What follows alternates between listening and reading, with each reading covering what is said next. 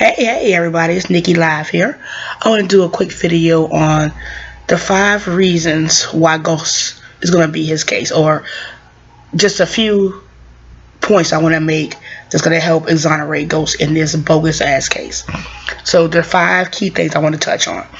The first one is the time of death. So when an autopsy comes back, they're going to be able to pinpoint exactly the time of death when Greg was deceased.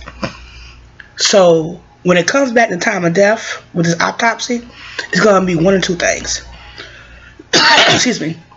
Either Ghost was getting arrested at the time of death, or Ghost was already at his club in front of thousands of people with video footage and picture footage, which is going to be time stamped and dated at the exact same time Ghost was dying. I'm sorry, when Greg was dying.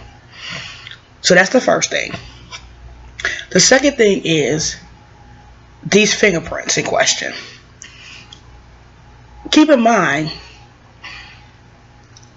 Greg's homicide scene was already processed by the cops and by forensics when Thoughtbox lifted these prints. So you mean to tell me not forensics, not the police, not homicide, but a attorney is the one who lifted these prints from the outside of this window?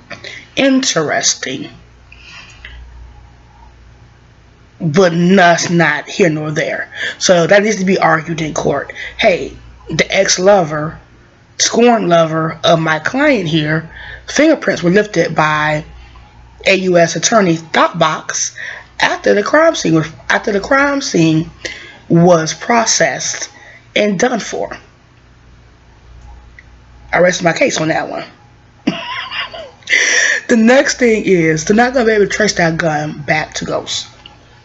So the gun that Ghost is getting planted on him is Sandoval's. We all know that. But they're gonna have to figure out a way to tie Ghost to this gun. They're not gonna be able to do that. Hey, when did he purchase this gun? Does he have any DNA on his gun? Any fingerprints on his gun? Any blowback of Greg's blood on his gun? There is none. So there's nothing going to be concrete to tie this man to the gun in question, the murder weapon. The next thing is going to be Greg Knox's cell phone records. Now keep in mind, he had 2 phone calls, one coming in and one going out. The one going out was the one that he made to Mike Sandoval, telling Mike, hey, meet me at the house, I want to talk to you about a couple of things. The one coming in was from Mexican federales, telling him, hey, the guy you're calling about has been dead over a year. That's going to also set up the timeline for when Greg was living and when he died. The next thing is going to be the camera in Ghost's office, which is really going to get him off automatically. It's going to show the cameras in Ghost's office, I believe, are not on the same server as the same cameras in the club. That they're only accessed or can be accessed remotely, and it's only going to be remotely done through his laptop and or through some other type of electronics, that Ghost only has access to or has a password to get into that security footage.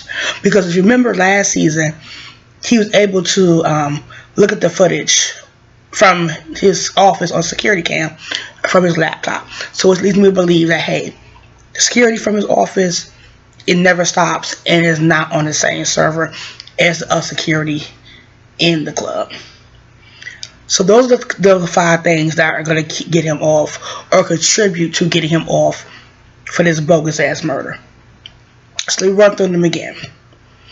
The first one is time of death.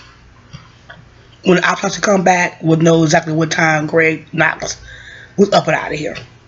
The next one is the fingerprints being lifted by Thoughtbox, aka Angela, the bird. Next one will be the camera security footage in Ghost's office, which will exonerate him altogether, because it would show, hey, Mike planted the gun. The next one is going to be not being able to tie Ghost to that gun. Not gonna be any records to showing hey, he bought this gun. Not gonna be any DNA evidence on this gun, or fingerprints from this gun.